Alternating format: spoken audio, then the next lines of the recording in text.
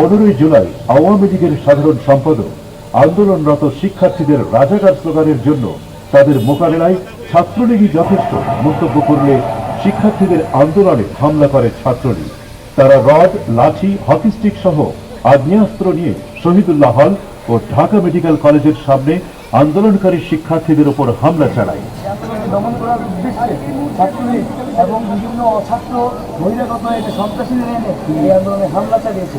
এই হামলা তীব্র নিন্দা এবং প্রতিবাদ জানায় এবং শিক্ষার্থীরা অবশ্যই এখানে থেমে থাকবে না, এই হামলার অবশ্যই প্রতিবাদ করে এতে 300-এর বেশি শিক্ষার্থী আহত হয়। 16 জুলাই ঢাকা, চট্টগ্রাম এবং উত্তরাঞ্চলীয় রংপুরে নিরস্ত্র ছাত্রদের উপর ক্ষমতাসীন সরকারের নেতাকর্মীরা তাদের পেটোয়া বাহিনী পুলিশকে সাথে নিয়ে সাধারণ শিক্ষার্থীদের উপর হামলা চালায়। এতে অন্তত 6 জন নিহত হয়। এদিন রংপুরে বেগম রোকেয়া বিশ্ববিদ্যালয়ের শিক্ষার্থী আবু সাইদ বুক চিতিয়ে সামনে দাঁড়ালে পুলিশের গুলিতে তার মৃত্যু হয়।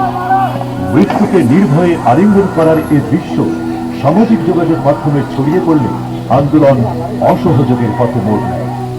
17 জুলাই ঢাকা বিশ্ববিদ্যালয় সহ দেশের বিভিন্ন বিশ্ববিদ্যালয় নিহতদের উদ্দেশ্যে গায়েবানা জানাজা চলাকালে আন্দোলনকারী শিক্ষার্থীদের উপর চড়াও হয় পুলিশ।